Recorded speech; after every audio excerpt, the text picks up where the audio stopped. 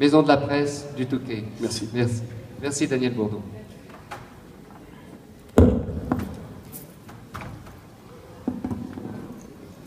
Nous enchaînons avec, je ne sais pas si je vais bien le prononcer, avec My Senior Year de Sylvie Huget. C'est tout à fait ça. Bonjour à tous. Voilà. Alors, il s'agit d'une expérience qui, de nos jours, est très courante, que j'ai pu vivre personnellement à un autre niveau. Il y a, disons-le tout de suite, oui, une bonne cinquantaine d'années, bon, mais qui se répand, qui était assez exceptionnelle à l'époque et qui, de nos jours, devient beaucoup plus fréquente. C'est aussi l'expérience qu'avait vécue, par exemple, Philippe Labro, avec lequel nous nous entretenions hier. C'est le départ, quand on est jeune, quand on est au lycée, quand on sort du lycée, c'est le départ pour un complément d'études, un complément de formation, vers un univers qu'on croit connaître et qu'on est amené à découvrir, c'est-à-dire un pays étranger, en l'occurrence ici, les États-Unis. Donc le premier niveau de lecture, c'est sans doute celui-là. J'ajouterai que Sylvie Huget exerce, comme la plupart des écrivains, une autre activité à côté de l'écriture, qui ne l'exclut pas, qui sans doute la complète. Elle est au contact de ces jeunes gens qu'elle évoque, dont elle évoque au moins un personnage principal. Et ce texte est marqué par cette familiarité et même, j'allais dire, par cette préoccupation.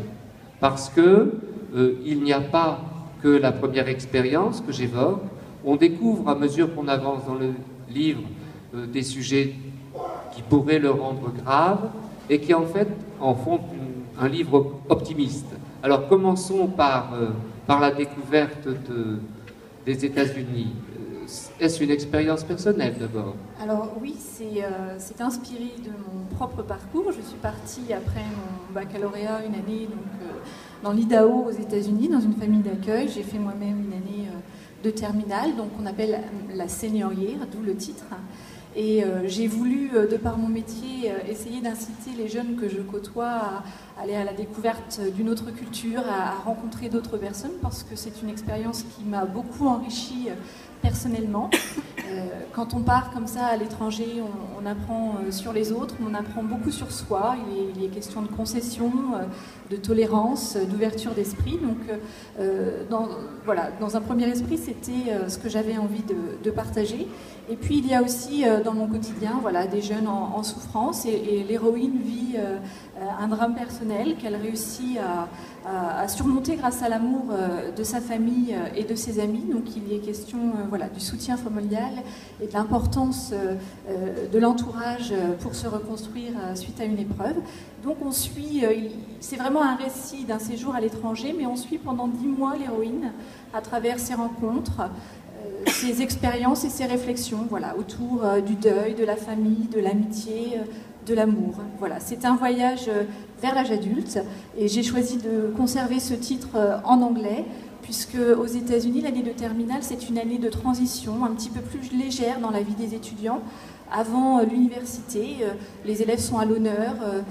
Avant de devenir adultes, on profite un petit peu et donc ça fait vraiment écho dans la vie de mon héroïne à ce passage aussi dans sa vie.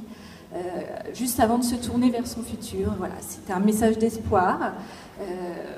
Elle se reconstruit, elle est très optimiste et ça se veut également un hommage à toutes ces personnes qui nous entourent, qui nous accompagnent et qui nous aident à avancer sans forcément s'en apercevoir.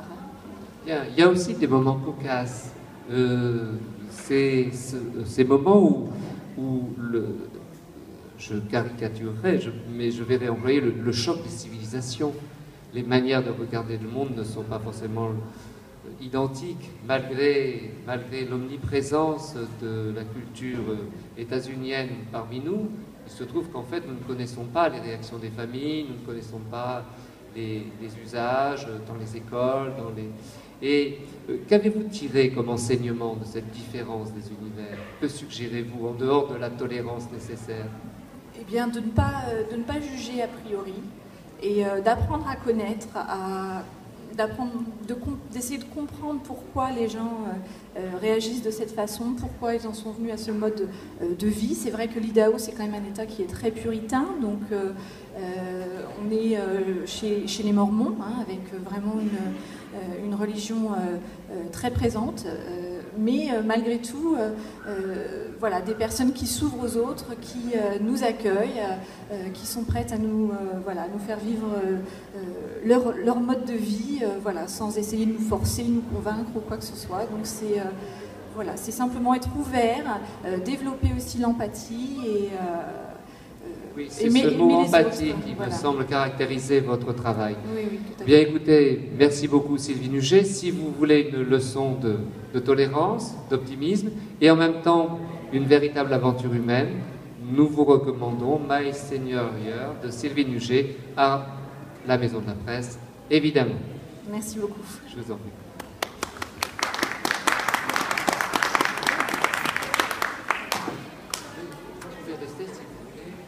Si dans le public tout à l'heure il y a des questions, nous